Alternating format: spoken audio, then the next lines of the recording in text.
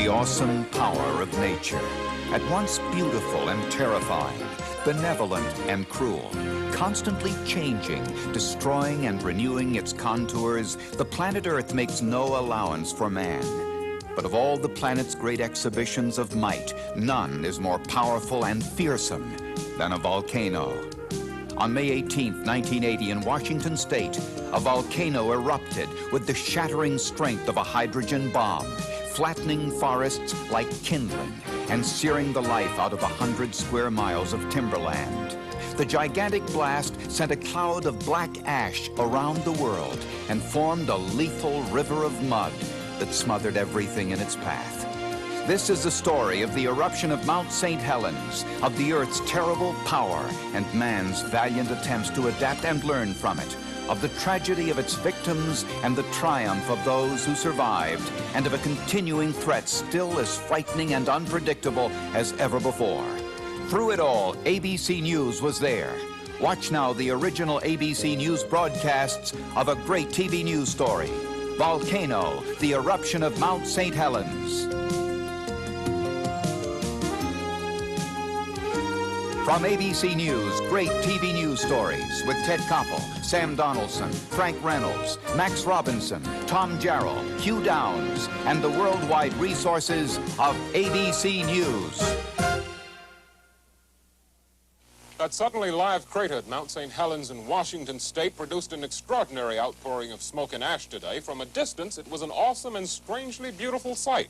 But up close was something else. Tom Shell has more.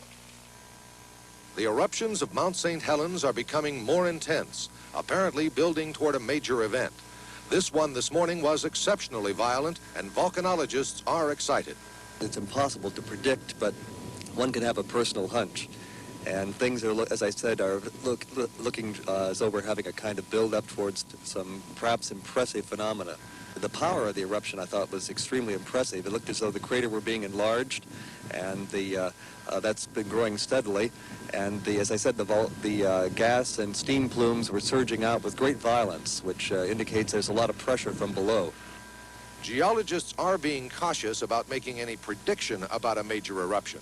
The volcanic ash is being blown in the direction of Portland, Oregon, 35 miles away. Tom Shell, ABC News, Mount St. Helens, Washington. That Mount St. Helens volcano in Washington State was shaking and puffing today, but so far producing only steam and ash. However, Tom Shell reports that could all change very soon. Mount St. Helens is erupting with more frequency now. Scientists still say the volcano is clearing its throat, but changes in seismic readings indicate lava may start coming from the mountain soon. The spectacle is acting like a magnet, drawing tourists by the hundreds to southern Washington. Officials are now concerned that the influx of tourists will cause major problems in the event it's necessary to evacuate the scientists who are studying the volcano. An example, yesterday we were attempting to respond to the scientist community to provide access into some instrumentation area. We had to get the lieutenant of the State Patrol to provide escort for one of our motor patrol graders. If we can't get in to do these routine type things, it would be extremely difficult to respond in an emergency. To satisfy the curious, special viewing areas are being established some 20 miles from the volcano. Mount St. Helens is not one to disappoint. As frequently as once an hour, she coughs and belches and sends forth the columns of ash and steam. The mountain is now 6 feet shorter than it was a week ago, and the eruptions are continuing to blast away the top of the cone. Tom Shell, ABC News, Mount St. Helens, Washington. A weekend of calm at the Mount St. Helens volcano in Washington State gave way today to new and potentially serious rumblings. Tom Shell is there. Mount St. Helens was visible for the first time in 2 days this morning, and geologists say that she is erupting more violently now. This eruption began with just a small puff of steam, but quickly grew. Probably in a sequence of eruptions, more energy is being released over the sequence. And we seem to be going through sort of a period of more, and then less, and then a little bit more eruptive activity. Dr. Benson watched this videotape of the eruption, and his excitement grew. Watch the center of the picture. You see large objects. Well, oh boy, wow. Now, those are large objects, say, the size of small Volkswagens or something like that, that are you don't want to run into. Seismograph readings and analysis of infrared pictures taken by a U-2 aircraft indicate lava is moving close to the top. Geologists say that a sheet of paper listing all of the earthquakes that have occurred here in the past 2 weeks would cover a football field. Tom Schell, ABC News, Mount St. Helens, Washington. Most of the residents around the base of Mount St. Helens have already been evacuated, but a few have refused to leave, including 84-year-old Harry Truman, who says the earthquake preceding this morning's eruption was the strongest he's felt so far. Truman, who is not related to the former president but is just as feisty, says he's lived here 54 years and is not about to leave. He's got enough bourbon and coke and food, he says, to stick it out a long time.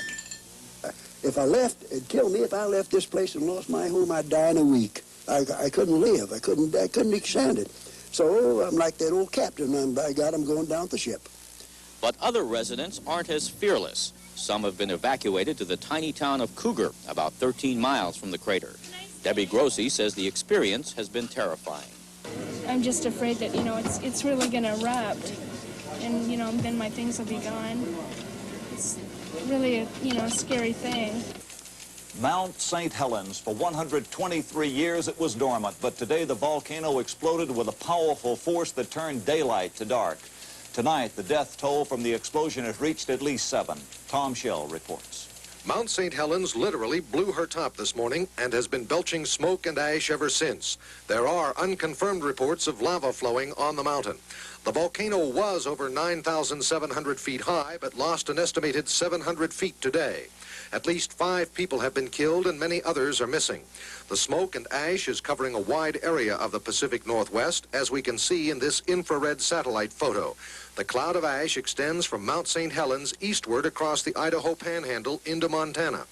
In Yakima, Washington this morning, 85 miles north of Mount St. Helens, it was like midnight. Streetlights came on automatically, and many cars stalled when the ash clogged carburetors. Walls of mud slid into the Toutle River, sending a 20-foot-high torrent of water rushing downstream.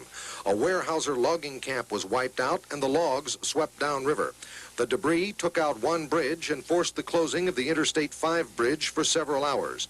It is feared that some people could have been swept away by the floodwaters, but the 5 confirmed deaths were blamed on the heavy ash and the sulfuric gases that poured out of the volcano. A team from National Geographic reported from the north side of the volcano that Spirit Lake appeared to be boiling and the Spirit Lake Lodge was flattened.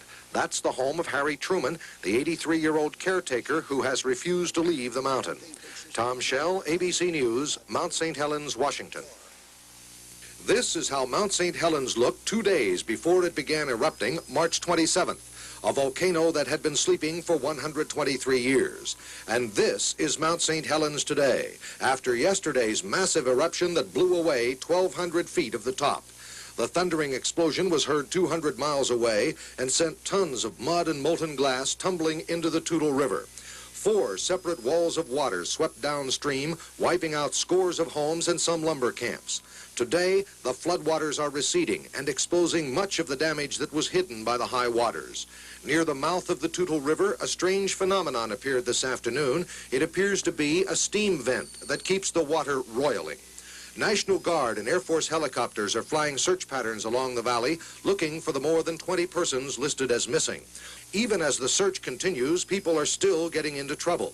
This afternoon, this pickup truck was driven into mud that covers the highway along the Toutle River. But that's a minor problem. All along the riverbed, trucks and cars were tossed aside like worn-out toys. This was once a major lodging camp of the Weyerhaeuser Corporation. Homes and summer cottages that owners believed were safely tucked back in the forest that lines the river were crushed by the walls of water that hit with almost no warning. Mount St. Helens is still spewing steam and ash, and the ash continues to spread to the east. These are satellite photos, computer-enhanced. Pictures taken yesterday show a large gray area within the state of Washington. It is volcanic ash. As the cloud spreads to the east, it cools and gets lighter in color. Today's satellite photo shows how far the cloud has spread. The large gray area extends through Montana. In Yakima today, city officials said there is no special health hazard because it is volcanic ash, but people will still have some problems. The main problems have been irritation of the nose and throat and coughing and sneezing. That is a normal physiologic reaction to any kind of dust in the air. Mount St. Helens is relatively quiet tonight, but still has scientists guessing as to what she'll do next. Tom Schell, ABC News, Mount St. Helens, Washington. That huge cloud of ash from the volcano is expected to sweep across the country over the next few days and have some effect on the nation's weather. One possibility is dirty rain. Another is brilliant sunrises and sunsets if the weather beneath the cloud is clear. Scientists say the ash could also have an impact on world weather patterns because the finer particles have been blown into the stratosphere by upper-level winds and could circle the globe for years. More steam and ash spouted from the mountain today, but there was nothing like the massive eruption of 2 days ago. However, officials have now drastically revised their estimate of the death toll from Sunday's explosion. 6 persons are known dead, and late today, authorities said they believe nearly 100 are missing.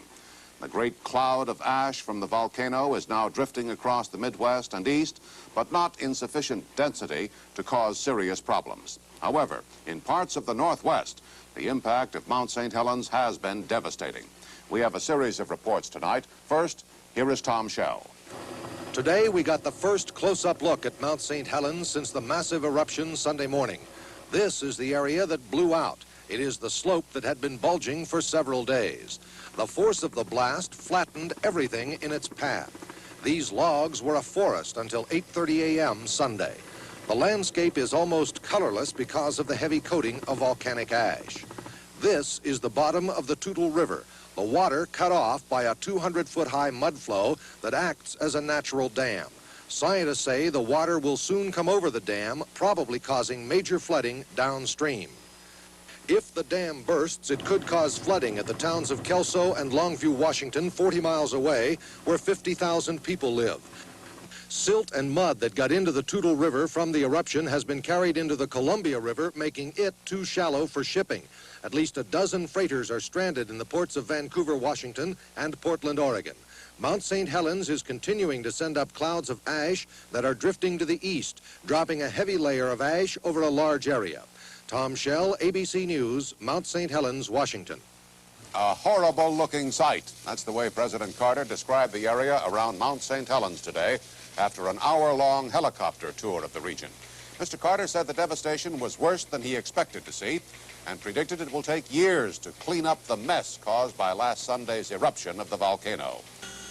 It took a lot of helicopters to move the presidential party today. 5 small ones for the president and other VIPs, 3 large ones for the press and other hangers-on, flying by the scenes of devastation now so familiar to television viewers. The rivers clogged with mud and debris, the mountainside gashed and twisted, still steaming in places like some setting from the twilight of the gods. The timber burned and blown down. And even though low clouds kept the president from actually flying over the crater itself, he found it impressive enough. I've never seen or heard of anything like this before. Somebody said it looked like a moonscape, but the moon looks like a golf course compared to what's up there. It is a horrible-looking sight. In the small town of Kelso, Washington, the president visited a Red Cross evacuation center, praising the search party volunteers, saying a few words to people who've lost their homes and promising federal aid to the extent necessary. So awed did Mr. Carter seem by the volcano's damage that back in Portland, Oregon, he predicted it would become a sight generations to come would want to see. When safe places are fixed for tourists and others and scientists to come in and observe it, I would say there would be if you'll excuse the expression, a tourist attraction that would, equal the Grand Canyon or something. It's an unbelievable sight. This is Stephen Gear. These are some of the sights President Carter did not get to see this morning because of the cloud cover. In the early morning hours before the president's helicopter went into the area, a small maneuverable ABC News chopper flew under the clouds on the east side of the volcano. And for the first time, we saw fantastic scenes that might have been recorded by a space probe circling another planet. Sunday morning's gigantic explosion produced small fires that are still burning 4 days later. And we could feel the heat from the ash and watch the steam rising from vents in the desolate terrain. In this moonscape, we saw animal tracks made by elk or deer that had somehow survived the disaster, and astonishingly, one set of human footprints clearly visible in the still warm ash cover. Snow and rain were falling, and we saw that water is still draining down the mountainside despite the eruption. This waterfall splashing down through the ashes may not have existed before the explosion. This river flowing from Mount St. Helens is not the Toutle River we have seen so often in the past few days. It's the river called the Muddy. And the evidence is clear that after the eruption, a wall of water more than 20 feet high and 100 yards wide slashed through this riverbed, destroying this concrete bridge and carrying this heavy concrete slab from the bridge a quarter-mile downstream. We found footprints in the mud of this riverbank, a man, a woman, and a child evidently hoping to cross the river, but finding it impossible to go through the volcanic mud. Our pilot radioed the Forest Service, and a short time later, these rescue helicopters were taking off to begin searching for those who had made the footprints. For some, no search is needed. Our cameras recorded this tragic sight in the now dry bed of the Upper Toutle River late yesterday. Stephen Gear, ABC News, Portland, Oregon. While rescue workers search for more victims of Mount St. Helens eruption, the volcano has started to rumble again. This latest activity comes at a time when the Pacific Northwest is still assessing the economic loss of Sunday's eruption. June Massell has been driving through the area. Interstate 90 going west out of Spokane, Washington was closed today, as it has been every day since Mount St. Helens erupted. Emergency snowplows cleaned up the volcanic ash, now matted down by this morning's rain showers. Yesterday, before the rains, the ash created billowing clouds of dust, and on I-90, it looked as though a snowstorm had hit. In fact, the swirling dust was so bad that when it settled, the ground resembled the lunar surface. But today, the rain turned that volcanic dust to mud. In Sprague, Washington, a small agricultural community 40 miles west of Spokane, city crews were busy plowing and pushing mud. Residents swept mud off their rooftops, afraid the weight might cause them to cave in. All of this from 3 inches of volcanic ash that covers everything. It's even penetrated inside homes through windows and doors. There's just no end to it. It comes in daily. You know, I don't know how we'll ever get it all clean. The big worry for Sprague, however, is the water supply running out. We have put the people on rationing. We don't want them using their water any more than absolutely necessary for health reasons until the electricity is back on. Because of a power shortage, crews began working on the dead lines today so that more water could eventually be pumped into the reservoir, now only half full. June Massell, ABC News, Sprague, Washington. Throughout recorded history, volcanic eruptions have inspired fear and fascination rarely matched by any other natural phenomenon. Among both primitive and civilized peoples, volcanic activity is well recorded and remembered. John Martin reports. It is majestic and menacing all in the same moment. Molten rock and gases shooting out of vents in the earth. It is awesome. Energy escaping in amounts greater than the force unleashed by a thermonuclear explosion. Over the centuries, some 800 eruptions have killed perhaps 200,000 people. In 1902, 30,000 people died in this city on the island of Martinique, burned to death by fires set off in a surge of lava down the slopes of Mount Pelée. Thousands more died in the best-known volcanic eruption in history, the explosion of Mount Vesuvius in the year 79, sending a river of lava into the streets of Pompeii, engulfing and burying its citizens in their homes. Their bodies and their location were hidden under 20 feet of debris for 15 centuries. But most of the world's eruptions take place on the other side of the globe. Geologists call this the Ring of Fire because 75% of the world's active volcanoes lie along and within the rim of the Pacific Ocean. From Indonesia and the Philippines and Japan up to the Aleutian Islands, down the side in the Cascade Range here, and down the coast of South America. Why so many volcanoes here? The answer seems to be cracks in the Earth's crust, which form plates that rub against each other. The volcanoes cluster along the edges of these plates. This volcano erupted in Guadeloupe just 4 years ago. This volcano spilled ash into the streets of an Icelandic village in 1973. Raw, fiery beauty. The beauty of an elemental force unleashed from inside a fragile planet. John Martin, ABC News, New York. By this evening, ash from the world's latest active volcano had drifted all the way to the east coast. Tonight's sunset over New Jersey and the Hudson River was just a little hazier than usual. Those New Yorkers who took the time to watch the sun go down this evening We're seeing it through a prism that was blasted into the atmosphere on the other side of the continent. More than 5 days after the explosion of Mount St. Helens volcano, an explosion now being compared to the force of a hydrogen bomb blast. Helicopter crews flying in good and bad weather continued their intensive search for survivors, but today, as expected, they found more victims. The death toll now is 32. And in addition to the loss of life, there are new estimates of staggering costs in property damage and major economic problems for the affected area. We have 2 reports tonight. First, here is Stephen Gear. All day long, the helicopters land and the helicopters take off from the volcano rescue headquarters at a small airfield in the little town of Toledo, Washington. And the death toll continues to rise. At mid-morning, another body was brought in. Many others have been sighted but not yet recovered. Cameras are being kept at a distance as the victims are brought in. In that tent is a temporary morgue, and FBI agents there are fingerprinting the dead so that identification will be certain. Officially, the chopper crews are searching for 88 missing persons, although the bodies of 17 of those 88 had been found when the day began. Looks very slim chances we'll ever find 88 people, because there are some that are entombed in the country, like, for instance, probably Harry Truman. Harry Truman is the mountaineer who had refused to leave his lodge at the edge of Spirit Lake. Today, Truman's home is buried at the far end of the lake. It's impossible to believe that anyone here could have survived. The volcano, obscured by clouds today, is relatively quiet, producing a small earthquake and a tall plume of steam. In this desolate area, rescuers found a scene of death and new life. A couple that were with him were killed by tree falling. The tree fell on the dog. The dog has been pinned there since Sunday. When they removed the people from underneath the tree, they went over to remove the dog, and the dog was still alive and had pups in the interim. Stephen Gear, ABC News, Portland, Oregon. This is Royal Kennedy. The Mount St. Helens eruption was as destructive to the economic livelihood of this area as it was to the landscape. The lumber industry and men like Frank Casolari, who work in it, will take the biggest losses. An independent logger, Casolari and his crew have already lost 4 days of work. Volcanic ash covers everything in their camp, and Casolari predicts that every time the weather is dry and the dust picks up, he will have to shut down his operation.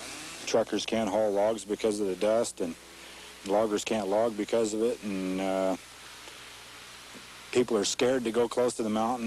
There's a lot of problems. It's estimated that enough lumber to build 200,000 homes was destroyed.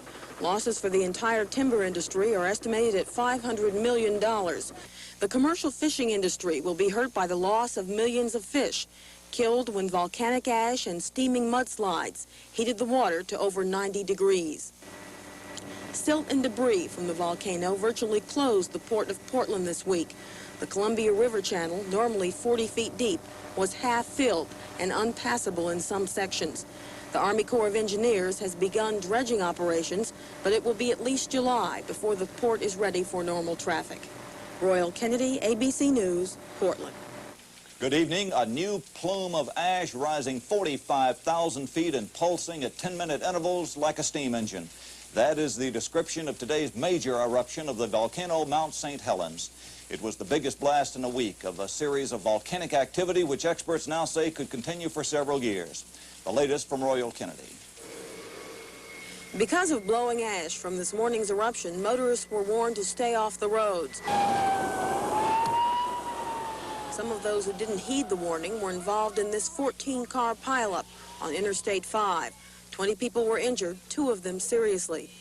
Earlier in the day, driving conditions were just as bad when the ash combined with rain in a smoky mud. Motorists were forced to stop periodically and hose down their cars. Many drivers turned on their car radios to get information about the current emergency and the long-term health effects of the ash. Bob Jacobson of the Environmental Protection Agency says the EPA is worried about very small particles of ash. Those particulates, if a person is subjected to heavy or prolonged exposure, can produce illness such as emphysema, acute bronchitis, or other respiratory diseases. In Longview, Washington, the ash storm not only blocked out the daylight, but left the city totally without power. The ash is also threatening the city's water supply, and residents are being asked to use as little water as possible. Geologists say this morning's eruption is just a continuation of yesterday's activity on Mount St. Helens. They say it did not rearrange the surface of the land and was not as dangerous as last week's blast.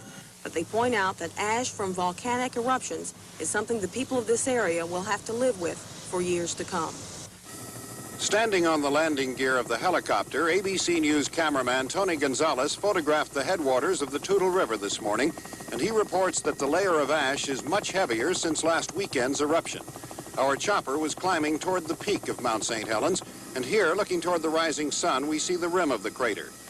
Directly over the crater, the plume of steam and ash. Only a light dusting of ash fell on our helicopter inside the crater.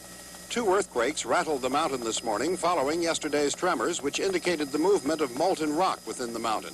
Search teams were out in force today after being called off because of the tremors. Unknown is the significance of this morning's quakes, 4 and 3/8 on the Richter scale, which were centered under Mount Margaret, 10 miles north. Mount St. Helens is relatively quiet for the moment. Stephen Gear, ABC News, Portland, Oregon. ABC News correspondent Steve Fox and 2020 cameraman Bob Brandon and soundman Phil Laughter are the first network news people to have set foot on the mountain itself since the eruption. Steve and the crew spent 2 days last week with a search and rescue team. The danger area is from the mountain to just north of Spirit Lake. Because they don't even know for sure they're in there. If they can get me a vehicle here, I'll put a ground party in. They plan. They talk. They calculate every risk as they work grueling hours to battle the disaster. Using every means of communication, local officials and active Army troops share information, their most valuable weapon in the assault on Mount St. Helens. Deputy Sheriff Mike Copenheffer leads the combined forces on search and rescue missions for possible survivors of the eruption. If we get a confirmed missing on a vehicle, we're going to get a ground crew in with support with the helicopters. We'll fly them in or drive them in, depending on the weather. Sheriff Sergeant Randy Hamilton instructs local volunteers in emergency search and rescue. He says the results have been especially rewarding on Mount St. Helens' rugged terrain. A successful mission is when you find what you're after. And I think the personal pride involved is being able to work with the volunteers. Seeing volunteers come out that you know that work at the bank during the day or work at a mill or run a farm, that when you call them, they come. They come here to a nearby village firehouse, anxious to help friends, relatives, and neighbors. The volunteers and regular Army helicopter crews drop other responsibilities to concentrate on the rescue effort. Each morning, women from the community prepare donated food for everyone, including Hauser, the German Shepherd tracker who will travel with the rescue team. There are 50 Army troops here and 20 civilian volunteers. The mood is one of cooperation, not competition. The camaraderie is wonderful. And I think the Army men know that our men know the roads, know the area like the back of their hand. They're taking the risk because they hope maybe they might find someone still alive, holed up somewhere up there. And of course all the bodies have to be brought out too, for families. Those of you that haven't been in there and haven't seen it, the devastation is just something we're not going to be able to explain to you. You're going to have to see it to believe it. The final briefing just before the mission to the mountain. The men get disturbing news. There's more risk than usual. A 5-foot-high volcanic bulge has appeared near the site of today's search, a mining camp where 3 people are missing. Army pilot and Vietnam veteran Russell Capps, who has logged more than 3,600 hours flying helicopters, can only warn his men, not prepare them, for what might happen if there's another eruption. If it does blow, you can expect large rocks, of course, ash clouds, and a speed of 100 to 200 miles an hour. A farmer's field is the temporary landing strip for the helicopters. It's the last bit of familiar ground the searchers will see for a while.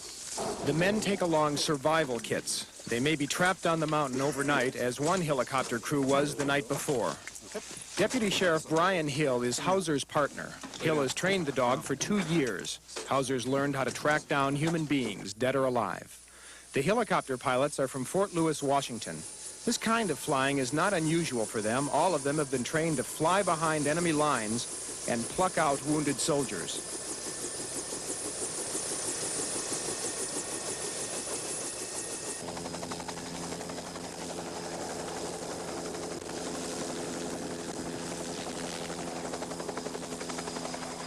The convoy of 4 helicopters flies toward the mountain. The search and rescue team on board one, local lawmen and our camera crew on another, plus some smaller choppers to act as aerial scouts in the attempt to locate the missing family. The pilots stay in constant contact with the ground base as they head toward the search area. First, we fly over the lush green forests and clear lakes of western Washington, unaffected by the fallout from the eruption. About 20 miles from the volcano, we spot the first dramatic evidence of the blast, a layer of ash blanketing the landscape, abruptly transforming it from green to gray. Then, 15 miles from the crater, we begin to fly over land that has had all the life blasted out of it. 150 square miles of timber once valued at $200 million. Trees 6 and 8 feet in diameter were pulled out of the ground, stripped of bark, branches, and leaves, and toppled like children's pickup sticks. The choppers search and circle as they travel. The 35-mile flight to the mountain slope takes almost 50 minutes. Finally, the helicopters locate today's search site, a mountain ridge just 3 miles north of the volcano's new crater. The pilots find stable patches of ground large enough to allow a safe landing.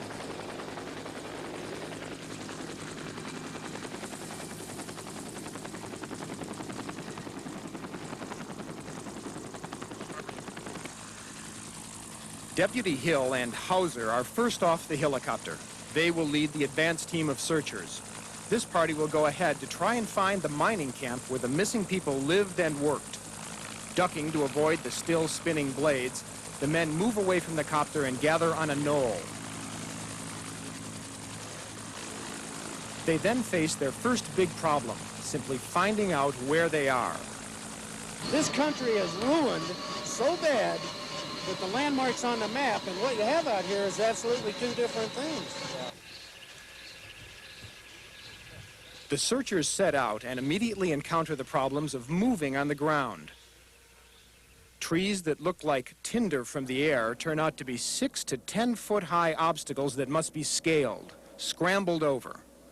What was once a magnificent forest has become an obstacle course of huge proportions. To qualify for this kind of rescue work, a man should be able to walk 30 miles a day. These men will walk 1.5 miles today. At the end, they'll be exhausted.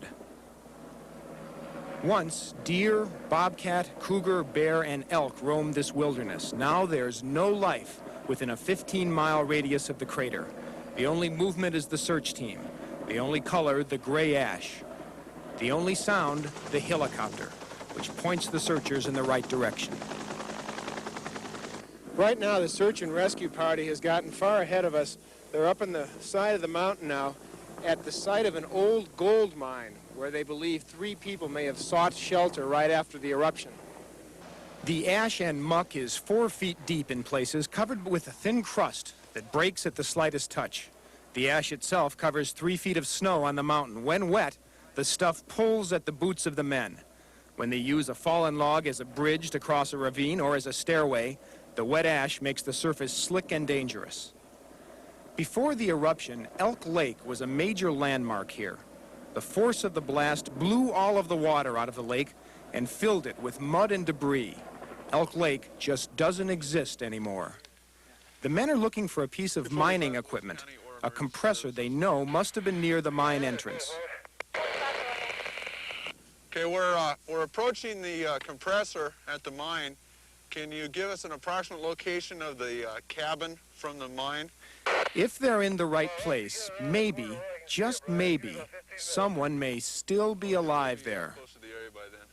Okay, there was a dead-end spur that come out, and then they walked right off that spur into mines. We're right there. We're within, like I say, you know, everything's covered in mud. Oh, God. These guys are standing outside. They could be under 30, 40, 50 feet in mud. Pick up the phone. The mine only goes in a short distance, but we got about 4 feet of ash out here on the ground.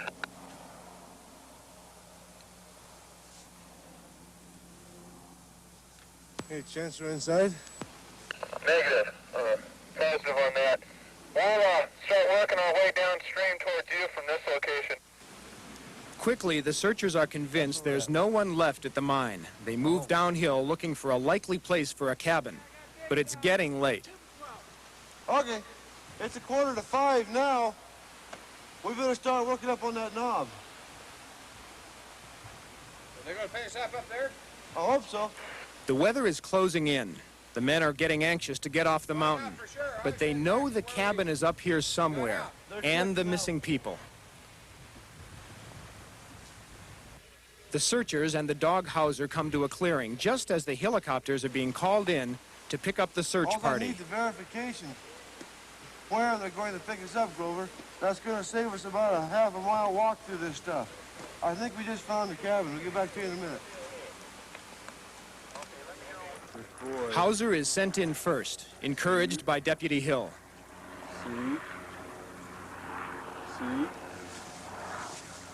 Good boy.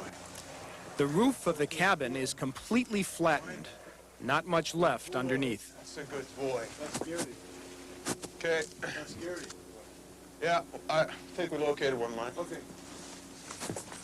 Yeah, we got one victim here. Just a second before we contaminate, let them search some more. A body has been located, and the professionals take over. Seacom house.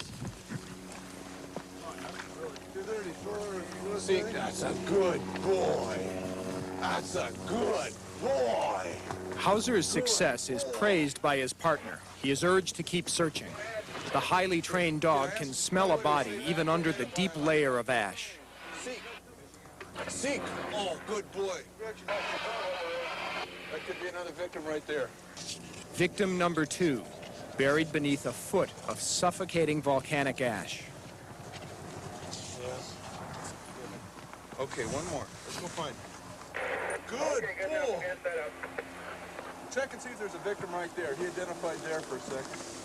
You find something there? Hauser continues to search as members of the rescue team look on. See? Within minutes, it is over. Victim number 3.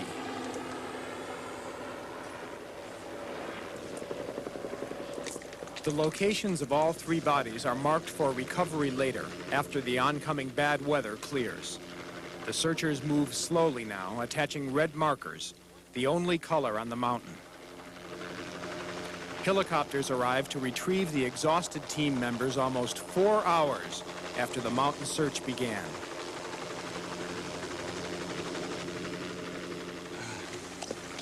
Let me ask you something. Okay. How's it feel now? And you succeeded in a sense. Well, yeah, we succeeded. It probably will benefit the family a whole lot, and was our major concern. That's the reason we were here today. The possibility of survivor in this area is, obviously, as you can see, is very, very doubtful. This was the 12th trip since the eruption for these men. There are still 71 people missing. The rainfall gets heavier.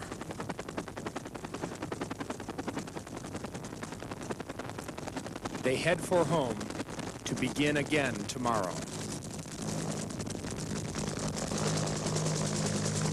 The Mount St. Helens volcano remained relatively quiet today. Steam clouds rose thousands of feet into the air, but there were no explosions. Stephen Gear, who's been watching the volcano from the days of its first eruption, took advantage of the lull to get another good look at the main crater. Mount St. Helens used to rise above the clouds in snow-capped majesty. Now the volcano becomes blacker with every eruption. The clouds today topped off at 5,700 feet. Our ABC News helicopter climbed to the 8,400-foot level to the rim of the crater, where cameraman Charles Jones photographed the plume of steam that continues to rise from the mountain since last Thursday night's eruption. Although the heavy ashfall produced by that eruption has ceased, you can see that plumes of ash are still thrusting up from the crater.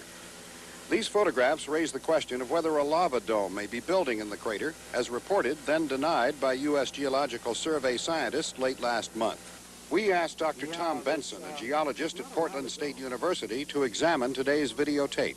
One of the things that's most interesting is the way the steam is venting in almost a circular pattern around what looks like broken up rock covered with ash. That's why it's the same color as the ash color you see out there on the outer rim of the inner crater. I think perhaps, or quite probably, highly probably, that there's a lava dome at very shallow depth. But we're not seeing true lava at the surface yet. We're seeing more broken rock. How far below the surface do you think it might be? I'm thinking we're talking in orders of tens of feet, tens of meters. Now, if a lava dome builds, what significance would it have for the mountain? It's perhaps a good way to look at it would be the start of the rebuilding process of the mountain. Remember, we're talking about a mountain that was 9,000 feet plus high, and it's been taken down quite a bit, and it should be a building mountain. How long would it take this mountain to get back to 9,677 In feet? geological terms, overnight, but in human terms, quite a while, I think. We're talking about hundreds of years, certainly, or thousands of years. Near what's left of Spirit Lake, these geologists are examining the new pyroclastic flow, the flow of molten ash from Thursday's eruption. If a lava dome is forming, it will eventually block further eruptions. Stephen Gear, ABC News, Mount St. Helens, Washington. Despite the massive destruction unleashed by Mount St. Helens, life slowly returns to the area in the weeks following the great explosion. Animals feed on wild plants that survived the blast and are growing up through the volcanic ash. Geologists return to the mountain to monitor seismic activity and to monitor changes in the mountain's flanks that could warn of another eruption, one that, like the original Mount St. Helens explosion, might kill 2 million birds, fish, and animals, and flatten forests like so many matchsticks. A year later, the scene is much the same, but a game of pickup sticks has begun. The Weyerhaeuser Company, which lost 68,000 of its nearly 500,000 acres of timber near the mountain, is salvaging some of the downed timber. Not all the fury of Mount St. Helens flew through the air. This wall of water, mud, volcanic debris, and logs roared down the Toutle River at 30 miles an hour. The floods that came with the mud flow enlarged the 200-foot wide river to 1/3 of a mile. Now, a year later, it's difficult to realize that the Toutle River was once clear and beautiful, one of the finest fishing streams in the Northwest. The scars of the gigantic mud flow remain, and the waters are still gray with volcanic ash. Agricultural losses in Washington state totaled $55 million, but dire predictions of agricultural disaster did not come true. Here in the fertile Yakima Valley, the net result was beneficial. At David Hall's ranch, an alfalfa crop was covered with 3/4 of an inch of ash, but the ashfall did more good than harm. Our small grain crops probably did the best they ever have. They were not headed out at the time, and the ash fell right through to the ground and held the moisture in and reflected the sun off of the ground and kept the ground cool, and they just did fantastic. A year after the major eruption, the tourist business is booming. We're anticipating about 3 million additional travelers to the Northwest because of the mountain. Nearby Portland, Oregon is now promoting Mount St. Helens as a prime tourist attraction. Last summer, there was fear that ashfalls would wreck the tourist trade. Volcanic mud flows no longer clog the Columbia River. $225 million has been spent in dredging and flood control operations since the eruption. It will rank as one of the major pieces of emergency type work that the Corps of Engineers has ever been faced with. The engineers have been building 2 flood control dams in the mud flows of the Toutle River below the volcano. Fortunately, this winter's snows were abnormally light, but a serious flood threat remains, and hundreds of homes could again be endangered. Helicopters are being used to fertilize areas where grass seed has been planted to prevent erosion. Restoring vegetation is a slow process along the river. On the mountain, it's even slower. It's going to be centuries before nature can restore this scene of death and devastation. But as you can see, the process has already begun. Continuation of that process depends on the volcano. How frequent and how violent will future eruptions be? even the top government scientist at Mount St. Helens is not sure. We could have further explosive eruptions here. We don't really anticipate that there will be anything of the size of the May 18th eruption, but even that can't be excluded completely.